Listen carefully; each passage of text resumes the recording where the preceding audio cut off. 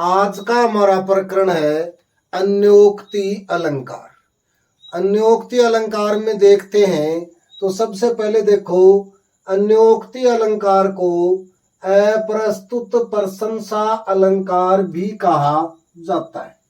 ये आपको अच्छे से याद रखना है कि अन्योक्ति अलंकार का दूसरा नाम है वो अप्रस्तुत प्रशंसा अलंकार होता है।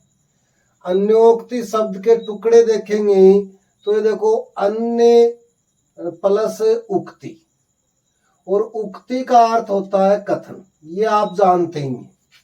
तो ये दोनों टुकड़े आप अच्छे से याद रखेंगे कि अन्य प्लस उक्ति, उक्ति का अर्थ होता है कथन। अन्योक्ति अलंकार का दूसरा नाम अप्रस्तुत प्रशंसा अलंकार होता है। ये बहुत महत्वपूर्ण बात है, आपको अच्छे से ध्यान में रखनी। कई बार परीक्षाओं में अन्योक्ति अलंकार नाम न देकर अप्रस्तुत प्रशंसा अलंकार नाम दे दिया जाता है। तो आपको ये अच्छे से ध्यान रखना है कि अन्योक्ति अलंकार को ही अप्रस्तुत प्रशंसा अलंकार कहते हैं। अब देखो इसकी परिभाषा। सबसे पहले हम देखते हैं अन्योक्ति अलंकार की परिभाषा। और परिभाषा में देखो, जहां अप्रस्तुत के वर्णन के माध्यम से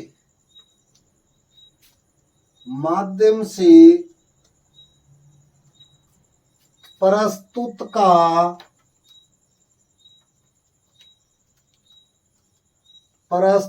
का ज्ञान कराया जाए,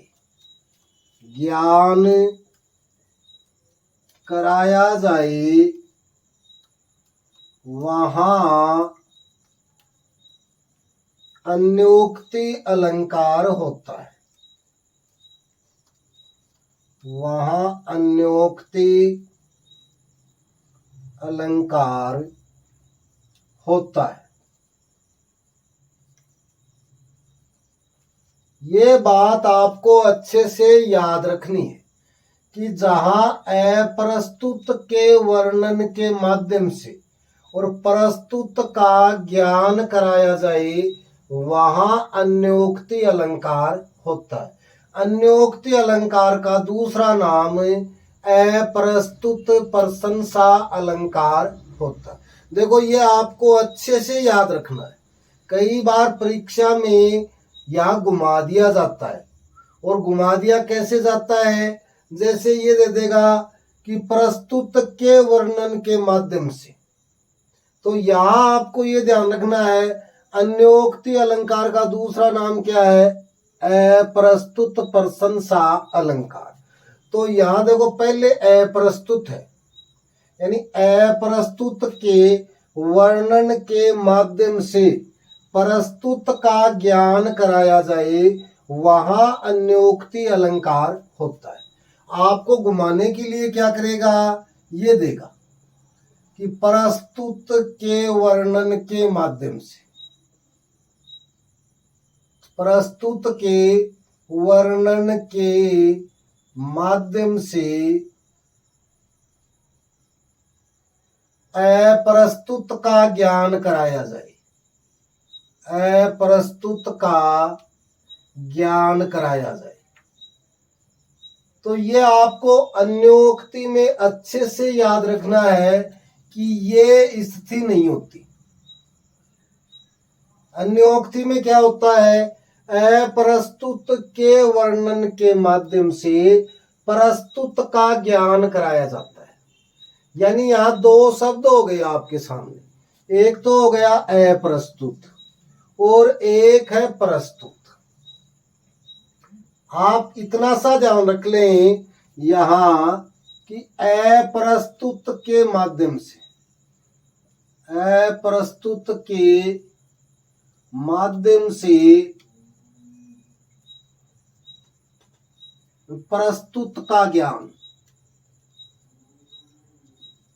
प्रस्तुत का ज्ञान। अप्रस्तुत के माध्यम से प्रस्तुत का ज्ञान जहाँ होता है वहाँ अप्रस्तुत प्रशंसा अलंकार या अन्योक्ति अलंकार होता है। अब यहाँ दो शब्द आपके सामने हैं, एक तो अप्रस्तुत और दूसरा प्रस्तुत। तो इन दोनों की अवधारणा आपको समझनी आवश्यक है। जब तक अप्रस्तुत और प्रस्तुत की अवधारणा की समझ नहीं होगी तो अन्योक्ति अलंकार समझ में। सबसे पहले हम देखते हैं कि ये अप्रस्तुत और प्रस्तुत की अवधारणा क्या है। तो इसमें आपको दो बातें याद रखनी। दो बातें देखो, आप पहले से ही जानते हैं कि प्रस्तुत को उपमेय, वर्ण्य या विषय भी कहा जाता है। तो सबसे पहले आप ये लिख लो प्रस्तुत, प्रस्तुत। और प्रस्तुत के अन्य नाम आप अच्छे से जानते हैं, उपमेय, वर्ण्य या विषय भी इसे कहा जाता है। लेकिन यहाँ अन्योक्ति अलंकार के संदर्भ में हम प्रस्तुत की अवधारणा समझेंगे तो सबसे पहले ये बिंदु देखो कि प्रस्तुत उसे कहते हैं जो प्रसंग का विषय हो, जो प्रसंग का विषय हो।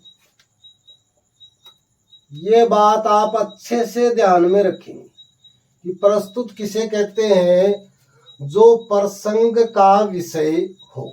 यानी इसको इस दूसरे बिंदु से समझ लो कि जिसका वर्णन करना, जिसका वर्णन करना, जिसका वर्णन करना अभीष्ट हो।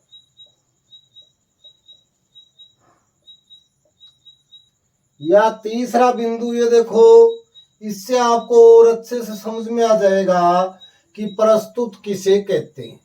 और वो ये देखो, जिसका वर्णन कवि करना चाहता हो, कवि करना चाहता हो। यानी जिस वस्तु का वर्णन कवि करना चाहता है वो वस्तु ही क्या कहलाती है, वो वस्तु प्रस्तुत कहलाती है। यानी जो प्रसंग का विषय हो या जिसका वर्णन करना अभीष्ट हो या जिसका वर्णन कवि करना चाहता हो वो क्या कहलाता है, प्रस्तुत कहलाता है।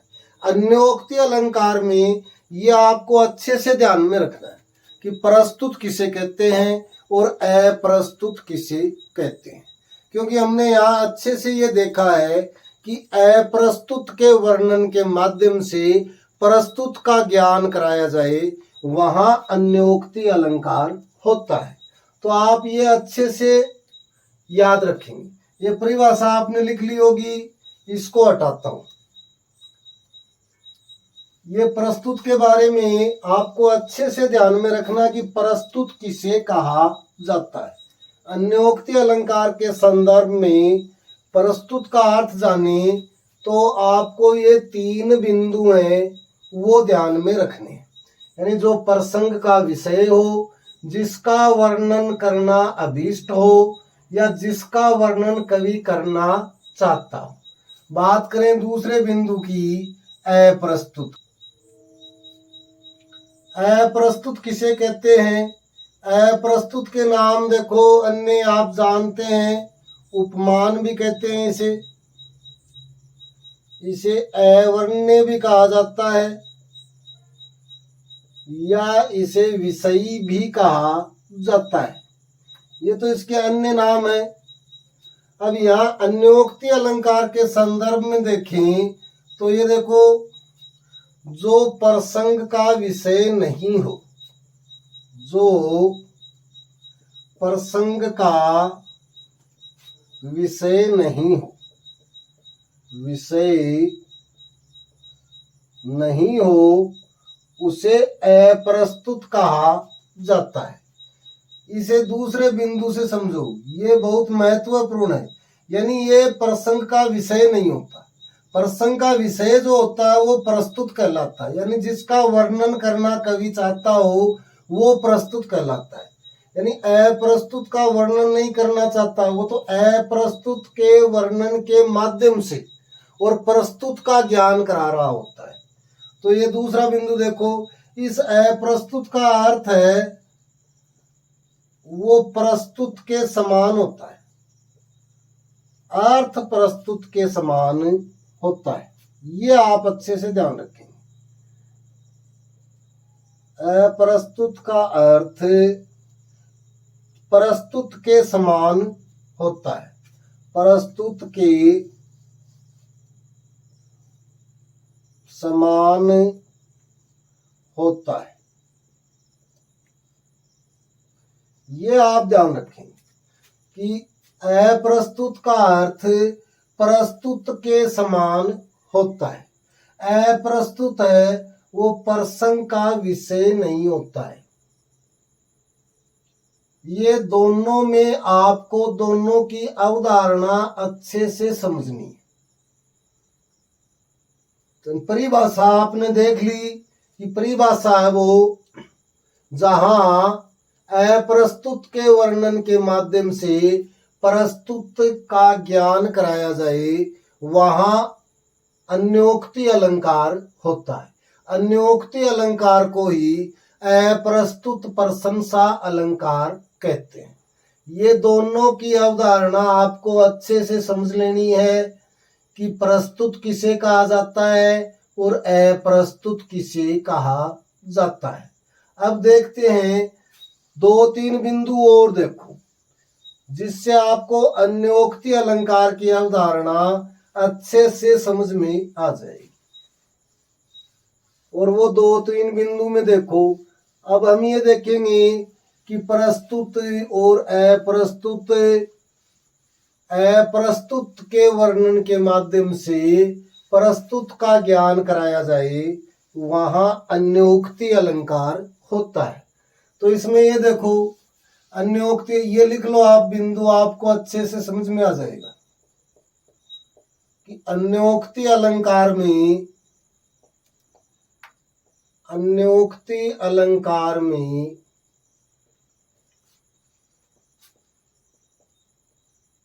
प्रस्तुत का प्रत्यक्ष कथन नहीं होता।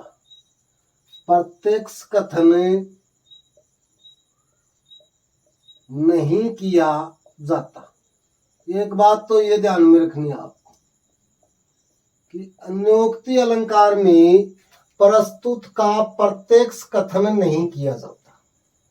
यानी जिसका वर्णन करना है, जो प्रसंग का विषय है, वो प्रत्यक्ष रूप से हमें नहीं मिलता है। तो क्या होता है, ये देखो, प्रस्तुत के स्थान पर, प्रस्तुत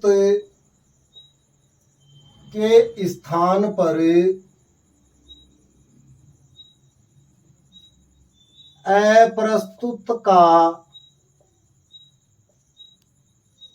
अप्रस्तुत का कथन किया जाता है, कथन किया जाता है।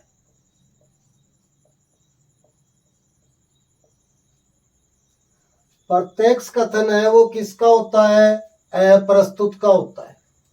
यानी प्रस्तुत का प्रत्यक्ष कथन नहीं होता है। फिर तीसरा बिंदु देखो,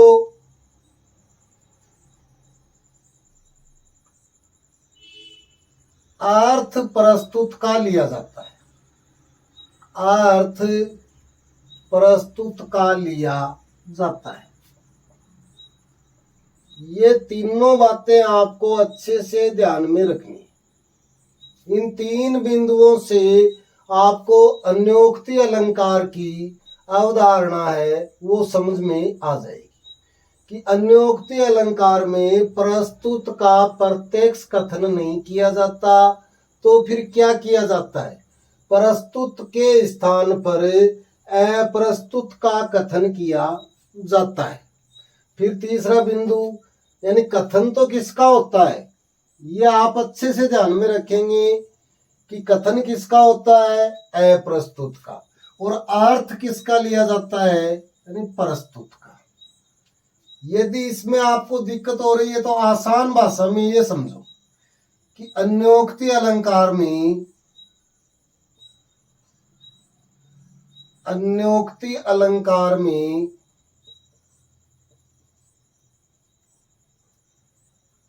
अन्योक्ति अलंकार में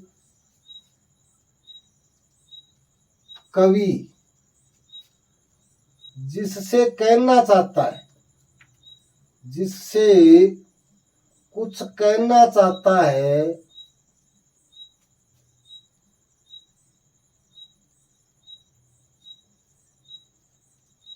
उसे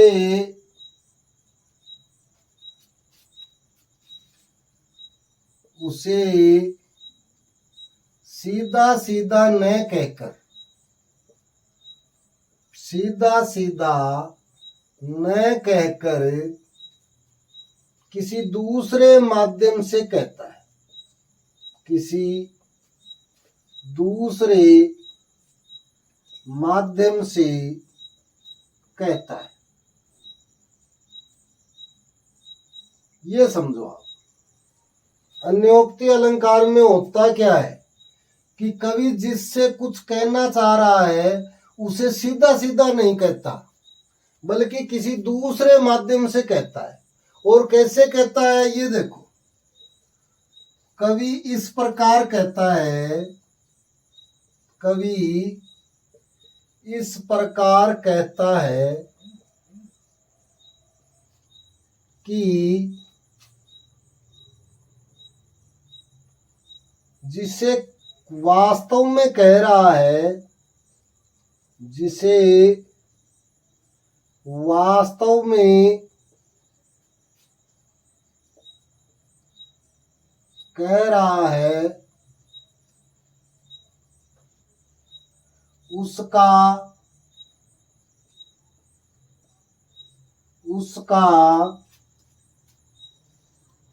स्पष्ट उल्लेख नहीं होता, उल्लेख नहीं होता, परंतु वह समझ जाता है, वह समझ जाता है, परंतु वह समझ जाता है। ये आप आसान तरीके से याद रख सकते हो।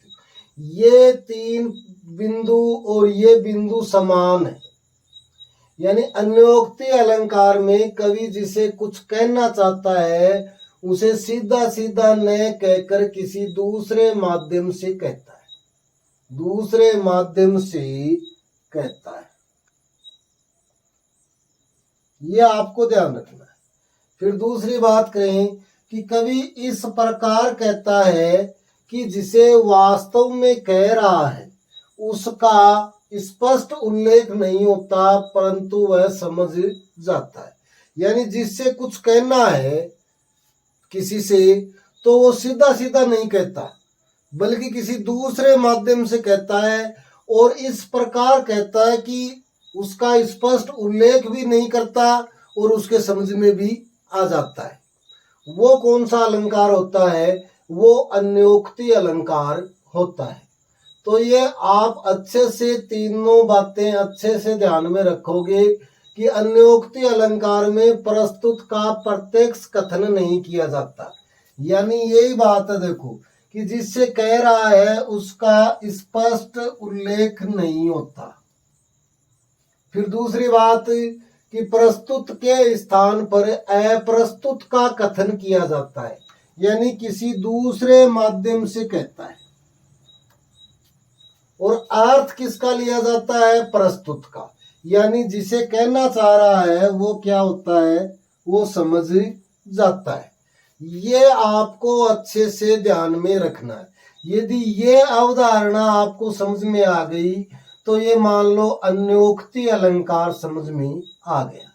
अब देखते हैं, उदाहरण के माध्यम से देखते हैं इन बातों को। ये आपने लिख लिया होगा, इसको हटाता हूं और उदाहरण से देखो कि किस प्रकार कवि है वो सीधा सीधा न कहकर किसी अन्य माध्यम से कहता है और उसे जिसे कहना चाहता है उसका स्पष्ट उल्लेख न करके उल्लेख नहीं करता है, फिर भी उसे समझ में आ जाता है। बहुत ही प्रसिद्ध उदाहरण है और कई बार परीक्षाओं में पूछा जा चुका है और आप सब जानते भी हैं। और ये देखो, नहीं पराग नहीं मधुर मधु, नहीं मधुर मधु, नहीं विकास इह काल, नहीं विकास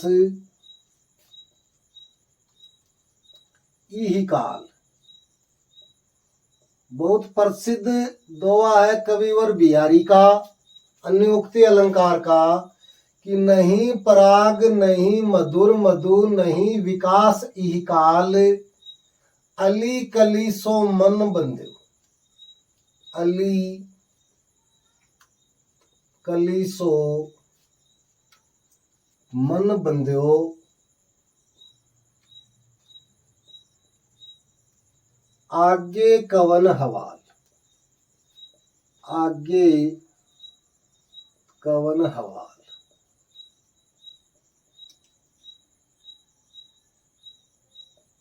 बहुत प्रसिद्ध दोहा है कविवर बिहारी का, ये आप ध्यान रखेंगे। दोहा किसका है?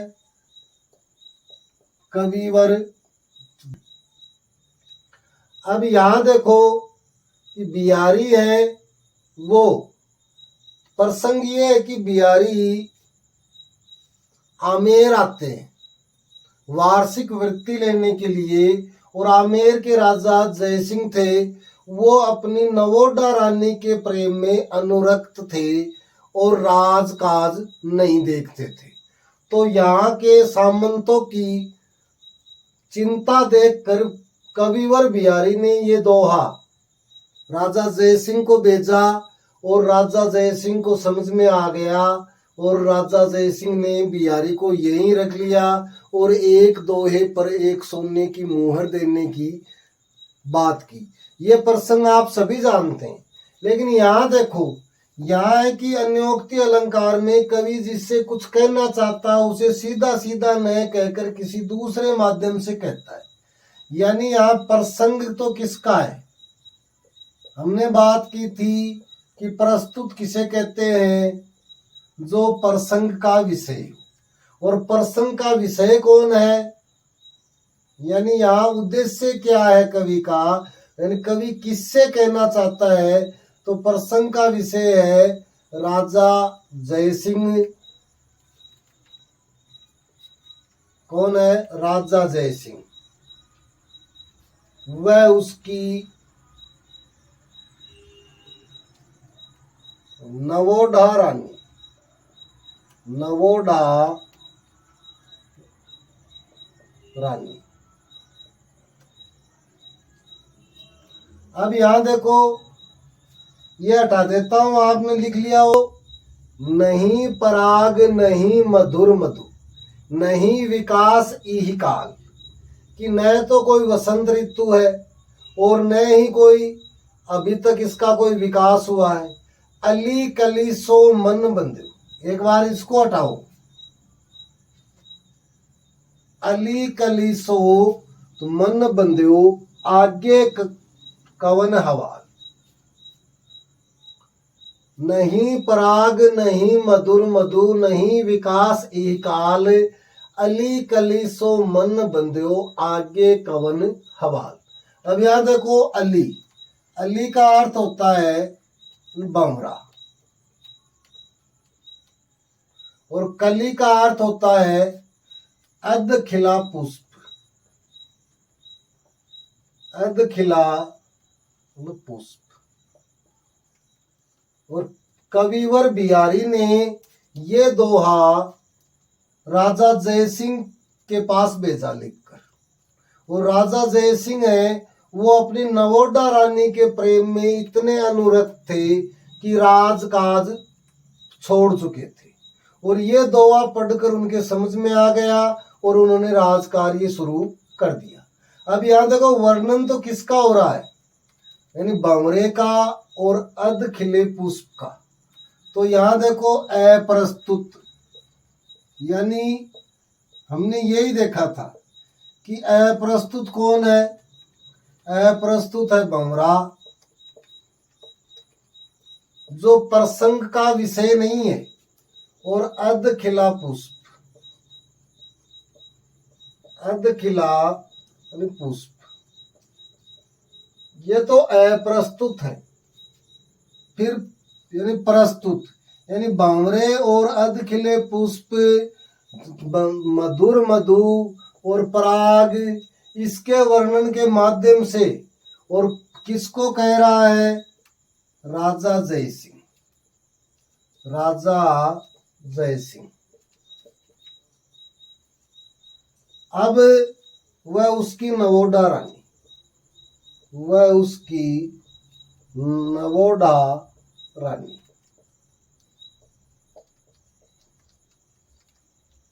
अब यहां देखो, यदि इसका पूरा लें कि उपर्युक्त पद में कविवर बिहारी ने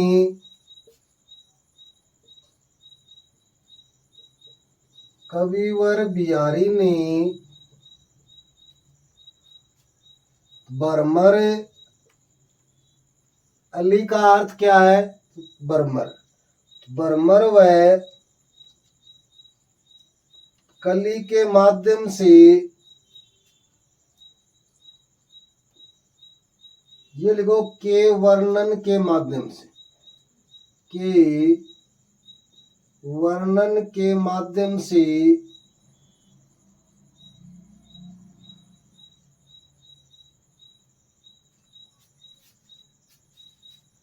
राजा जय सिंह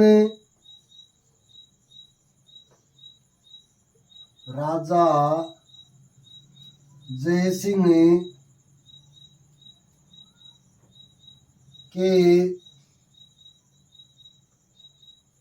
अपनी नवोडा रानी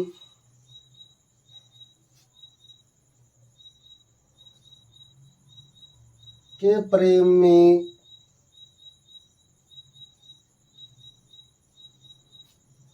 अनुरक्त होने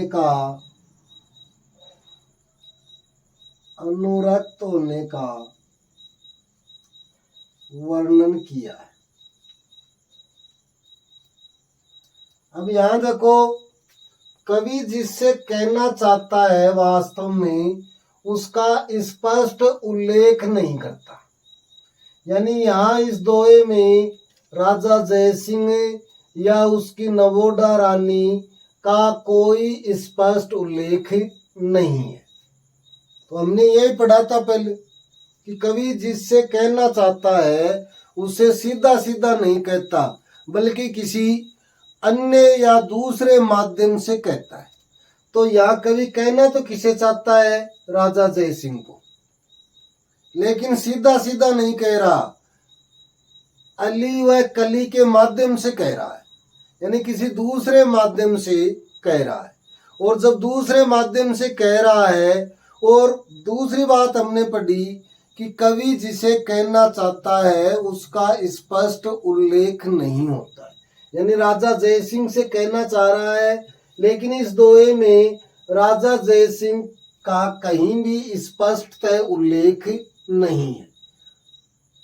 तो दोनों बातें हमारे यहाँ लागू हो रही हैं, और जिसे कहना चाहता है कवि वो समझ जाता है, यानी कवि है वो राजा जय सिंह से कह रहा है और राजा जय सिंह को समझ में भी आ गया। तो तीनों बातें हमारी यहाँ लागू हो रही हैं। दूसरी बात हमने की थी कि अप्रस्तुत के वर्णन के माध्यम से, यहाँ भंवरा और अधखिला फूल है वो क्या है, अप्रस्तुत है, यानी ये प्रसंग के विषय नहीं है। यानी कवि वास्तव में किसका वर्णन करना चाहता है, राजा जयसिंह व उसकी नवोढ़ा रानी व राजा जयसिंह का अपनी नवोढ़ा रानी में अनुरक्त होने का वर्णन करना चाहता है। तो जो वास्तव में जिसका कवि वर्णन करना चाहता है, जो प्रसंग का विषय है, वो क्या है? प्रस्तुत कहलाता है। तो प्रसंग का विषय तो राजा जयसिंह है, तो ये क्या हुआ? यानी प्रस्तुत।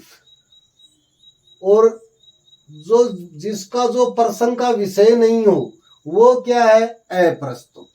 और अप्रस्तुत के वर्णन के माध्यम से, और यानी किसका ज्ञान हो रहा है? प्रस्तुत का। और अप्रस्तुत के वर्णन के माध्यम से प्रस्तुत का ज्ञान हो, वहां अन्योक्ति अलंकार होता है। मेरे हिसाब से आपको अच्छे से समझ में आ गया होगा। एक बार आप फिर देखो कि यहाँ अली व कली के माध्यम से राजा जयसिंह व उसकी नवोढ़ा रानी राजा जयसिंह द्वारा अपनी रानी में अनुरक्त होने का वर्णन किया गया है। तो ये आप अच्छे से समझ गए होंगे। और उदाहरण देखो, ये बहुत प्रसिद्ध उदाहरण है। हाँ, इसमें आपको सारी बातें ध्यान में रखनी है। और ध्यान में ये रखना, देखो कि केवल यहाँ ये ध्यान नहीं रखना है कि यहाँ अन्योक्ति अलंकार। कई बार परीक्षाओं में ये पूछ लिया जाता है कि यहाँ अप्रस्तुत कौन है? अली, कली, मधुर, मधु, पराग, ये सब क्या है? ये अप्रस्तुत हैं। और प्रस्तुत कौन है? राजा जयसिंह व उसकी नवोढ़ा रानी, और राजा जयसिंह का अपनी नवोढ़ा रानी के प्रेम में अनुरक्त होना, ये है प्रस्तुत अर्थ। तो आप इसे अच्छे से ध्यान में रखो। अब इसको हटाता हूं, आपने लिख लिया होगा। और उदाहरण से समझो आप। अन्योक्ति अलंकार में आपको दो बातें ध्यान में रखनी है कि अप्रस्तुत के वर्णन के माध्यम से और प्रस्तुत का ज्ञान कराया जाता है। दूसरा, प्रस्तुत किसे कहते हैं और अप्रस्तुत किसे कहते हैं। तीसरी बात, अन्योक्ति अलंकार को अप्रस्तुत प्रशंसा अलंकार भी कहा जाता है।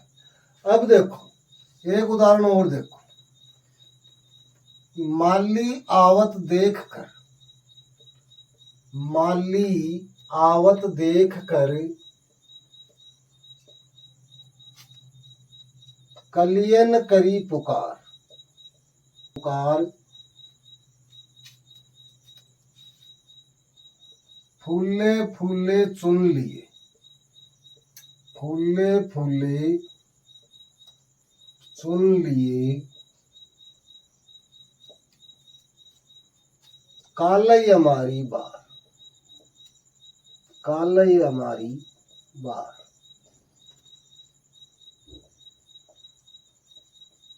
ये देखो, यह भी बहुत प्रसिद्ध उदाहरण है। माली आवत देख कर कलियन करे पुकार, फूले फूले चुन लिए कालई हमारी बार। यानी माली को आता देख कर कलियां हैं वो पुकार मचाने लगती हैं। और क्या पुकार मचाती हैं? कि फूले फूले चुन लिए, यानी फूल फूल हैं वो तो सारे चुन लिए, अब कल हमारी बारी आएगी। तो यहां देखो, माली, कलियन, फूले फूले, ये सब क्या है? ये अप्रस्तुत है। यानी इसके वर्णन के माध्यम से कवि कुछ और कहना चाह रहा है। और अप्रस्तुत कौन हो गया यहाँ? माली, कलियां और फूल। अब इनके माध्यम से क्या कहना चाह रहा है? वो क्या हो जाएगा? प्रस्तुत। और यहाँ प्रस्तुत कौन है? माली के माध्यम से यहाँ काल का संकेत है। काल यानी यमराज या मृत्यु। और कलियन यानी नव युवा, जो युवा लोग हैं उसके लिए। और फूल, फूल है आपका तो वृद्ध व्यक्तियों के लिए, वृद्ध व्यक्ति यानी वृद्ध व्यक्ति हैं, वो तो मृत्यु को प्राप्त हो गए, काल को प्राप्त हो गए, और अब भविष्य में नव युवा हैं, वो भी मृत्यु को प्राप्त हो जाएंगे। कहने का मतलब है यहाँ समय का महत्व है बताया गया है, समय का महत्व बताया गया है। अब यहाँ देखो,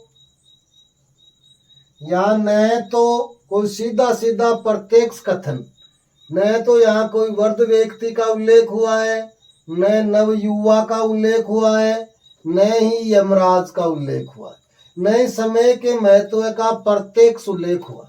उल्लेख किसका हुआ, कथन किसका है, माली, कलियां और फूल, यानी अप्रस्तुत कथन है, अप्रस्तुत कथन के माध्यम से। और किसका ज्ञान करवाया जा रहा है, प्रस्तुत का, प्रस्तुत का ज्ञान। और जहां अप्रस्तुत के वर्णन के माध्यम से प्रस्तुत का ज्ञान हो, वहां अन्योक्ति अलंकार होता है। तो ये दोनों उदाहरण से आप समझ गए होंगे कि अन्योक्ति अलंकार कहाँ होता है। यानी कवि जिसे वास्तव में कहना चाहता है उसका स्पष्ट उल्लेख नहीं करता। यहाँ नव युवा, वृद्ध व्यक्ति, काल, इसके बारे में कह रहा है, लेकिन इनका स्पष्ट उल्लेख नहीं किया है, बल्कि किसी अन्य माध्यम से कह रहा है। अन्य यानी माली के माध्यम से, यानी कलियों के माध्यम से और फूलों के माध्यम से। और जहां अप्रस्तुत के वर्णन के माध्यम से प्रस्तुत का ज्ञान कराया जाए, वहां अन्योक्ति अलंकार होता है। और उदाहरण देखो, 2-3 उदाहरण और देखो, आपको अच्छे से समझना है, आपको रटना नहीं है, ये आप अच्छे से ध्यान रखें। और 3 बातें आपको बता दी हैं, केवल वो यदि आपको पता है तो अन्योक्ति अलंकार आपका कभी गलत नहीं हो सकता। और कौन कौन सी बातें, कि अन्योक्ति को अप्रस्तुत प्रशंसा अलंकार कहा जाता है, और अप्रस्तुत के वर्णन के माध्यम से और प्रस्तुत का ज्ञान कराया जाए, वहां अन्योक्ति अलंकार होता है। और प्रस्तुत किसे कहते हैं और अप्रस्तुत किसे कहते हैं, ये अवधारणा आपको समझ में आनी चाहिए। और उदाहरण देखो,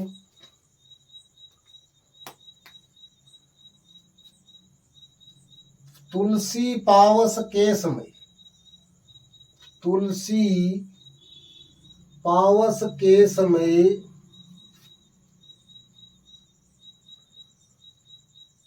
दरी कोकिलन मौन, दरी कोकिलन मौन। तुलसी पावस के समय दरी कोकिलन मौन। अब तो दादुर बोली है, अब तो दादुर बोली है, अब तो दादुर बोली है, हमें पूछे ही कौन, हमें पूछे ही कौन। यहां देखो कि तुलसी पावस के समय दरी कोकिलन मौन, अब तो दादुर बोली है, हमें पूछे ही कौन। इस दोहे का अर्थ लेंगे तो ये देखो कि तुलसीदास जी कहते हैं कि पावस के समय, पावस यानी वर्षा, ये आप जानते हैं कि अब वर्षा ऋतु की बात हो रही है, कि वर्षा ऋतु के समय दरी कोकिलन मौन यानी कोयल, ये इसका अर्थ क्या है, कोयल। तुलसी पावस के समय दरी कोकिलन मौन। तुलसीदास जी कहते हैं पावस यानी वर्षा ऋतु, कि वर्षा ऋतु के समय कोकिलन यानी कोयल, कोयल है वो मौन हो जाती है। और क्यों, क्या सोचकर कि अब तो दादुर बोली है। दादुर यानी मेंढक, कि अब तो है वो मेंढक बोलेंगी, हमें पूछे ही कौन, यानी अब हमारी बात कौन सुनेगा, अब तो केवल कौन बोलेंगे, मेंढक बोलेंगे। अब यहाँ देखो वर्षा ऋतु, कोयल, मेंढक के माध्यम से। अब यहाँ आपसे पूछे कि अप्रस्तुत कौन है, यहाँ अप्रस्तुत है देखो पावस, कोकिलन और दादुर, ये अप्रस्तुत है। और प्रस्तुत कौन है तो फिर, यानी कवि किसका वर्णन करना चाहता है, यानी किसका ज्ञान कराया जा रहा है, कि मूर्खों की सभा में, मूर्खों की सभा में और बुद्धिमान लोग हैं, बुद्धिमान मनुष्य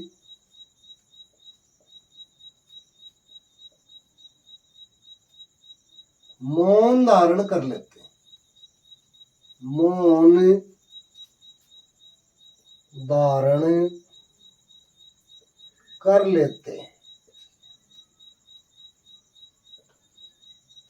अब आपको बात समझ में आ रही होगी कि पावस, कोकिलन और दादुर के माध्यम से मूर्खों की सभा में बुद्धिमान मनुष्यों के व्यवहार का ज्ञान कराया जा रहा है।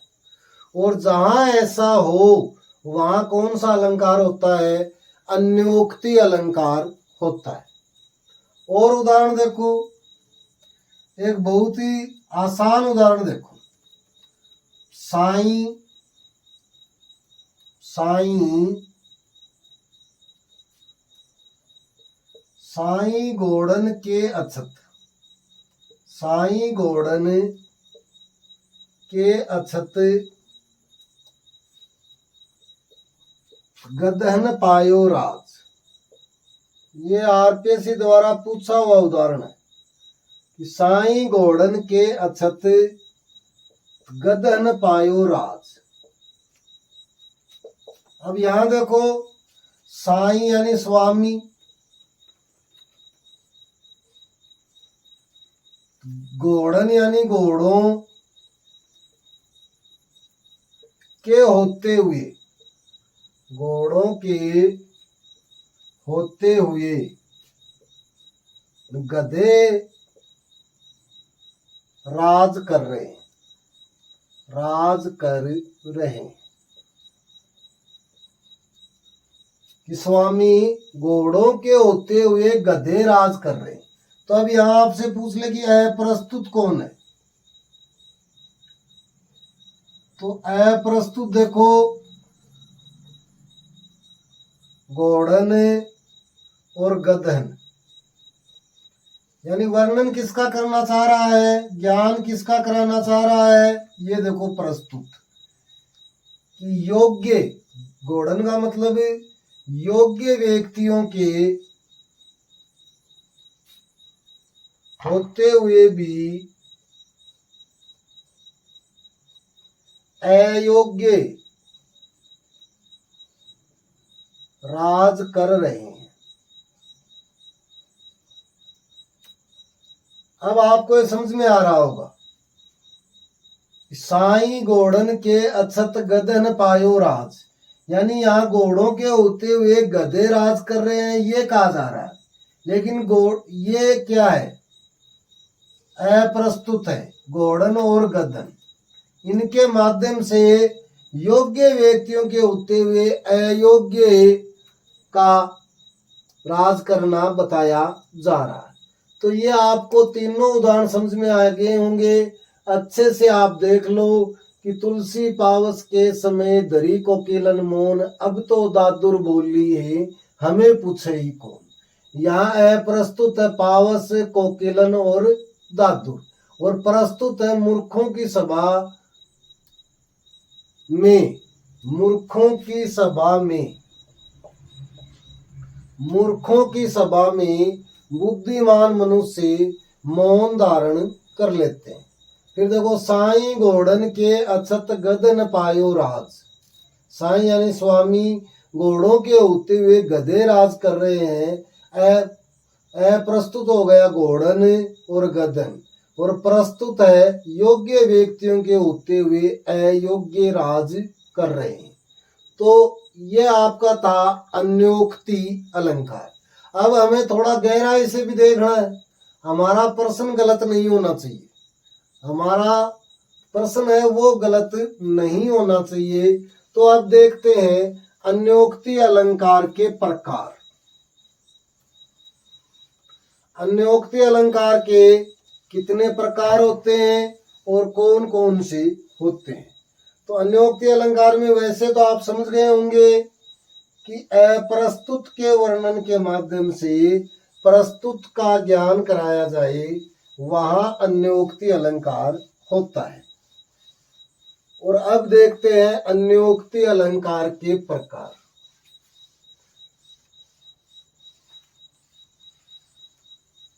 और अन्योक्ति अलंकार के प्रकार में देखो, ये लिख लो, अन्योक्ति अलंकार के प्रकार। और इसमें आप ये ध्यान रखोगे कि अन्योक्ति अलंकार के 5 प्रकार होते हैं। 5 प्रकार होते हैं। और 5 प्रकार में देखो, पहला नाम लिखो सारूप्य निबंधना। सारूप्य निबंधना। यहां आपको ये ध्यान रखना है कि सारूप्य निबंधना कहाँ होता है, और जो अन्योक्ति हमने पढ़ा है वो कौन सा है? सारूप्य निबंधना ही है। इसमें आप ये लिख लो, अप्रस्तुत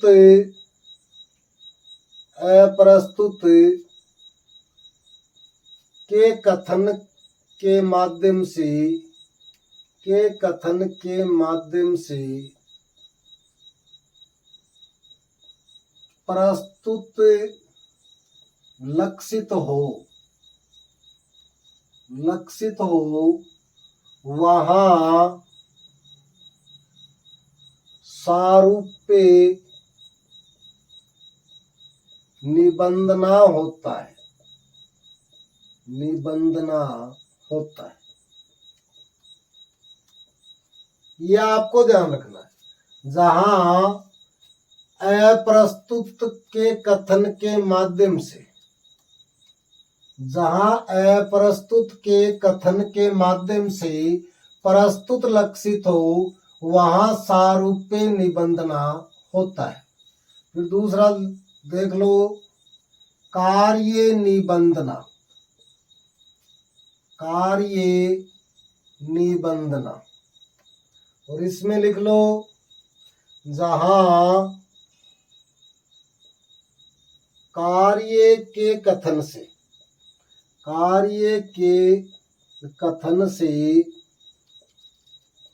इष्ट कारण लक्षित हो वहां कार्य निबंधना होता है। फिर तीसरा लिख लो, कारण निबंधना। और कारण निबंधना में देखो, जहां कारण के कथन से इष्ट कार्य लक्षित हो वहां कारण निबंधना होता है। तीसरा चौथा, 3 तो हो गए, चौथा देखो सामान्य निबंधना। और सामान्य निबंधना में देखेंगे कि जहां सामान्य के कथन से विशेष लक्षित किया जाए वहां सामान्य निबंधना होता है। अगला विशेष निबंधना। विशेष निबंधना, और इसमें देखो जहां विशेष के कथन से सामान्य को लक्षित किया जाए, सामान्य को लक्षित किया जाए वहां विशेष निबंधना होता है। ये देखो अन्योक्ति अलंकार के 5 प्रकार होते हैं, आपको अच्छे से ध्यान में रखना है। अब कई बार संदेह है या प्रश्न गलत यहां से हो जाता है कि कार्य निबंधना कहाँ होता है। अब ये दिक्कत हो जाती है कि देखो कार्य के कथन से इष्ट कारण, और यहां देखो कारण के कथन से इष्ट कार्य, दोनों में अंतर समझ में आ रहा है क्या? कार्य निबंधना और कारण निबंधना। देखो सारूप्य निबंधना तो हो जाएगा कि जहां अप्रस्तुत के कथन के माध्यम से प्रस्तुत लक्षित हो, तो इसमें तो कोई दिक्कत नहीं। यहाँ इन 4 में आपको ये ध्यान रखना है, और इसको सही करने के लिए एक तरीका है। यहाँ देखो क्या नाम है? कार्य, तो पहले क्या नाम आएगा? कार्य। यहाँ क्या शब्द है? कारण, तो यहाँ पहले क्या आएगा? कारण। बस आपको इतना सा ध्यान रखना है कि कार्य के कथन से कारण लक्षित हो तो कार्य निबंधना, कारण के कथन से कार्य लक्षित हो तो कारण निबंधना, और सामान्य निबंधना सामान्य के कथन से विशेष लक्षित हो और विशेष के कथन से सामान्य लक्षित हो तो विशेष निबंधना। यानी आपको तो ये ध्यान रखना, जिस नाम से शुरू हो रहा है वो नाम पहले आएगा। यानी विशेष शब्द है तो यहाँ पहले विशेष, सामान्य शब्द है तो पहले सामान्य शब्द, कारण शब्द है तो यहाँ पहले कारण, कार्य शब्द है तो पहले कार्य। यह आपको ध्यान रखना है। अन्योक्ति अलंकार में हमने उसके उदाहरण, अन्योक्ति की परिभाषा, अन्योक्ति का अन्य नाम और अन्योक्ति के प्रकार, ये सारी बातें हमने अच्छे से पढ़ ली हैं। आपको वीडियो कैसा लगा आप कमेंट बॉक्स में लिखें। फिर मिलते हैं अगली क्लास में अगले अलंकार के साथ। थैंक यू, धन्यवाद।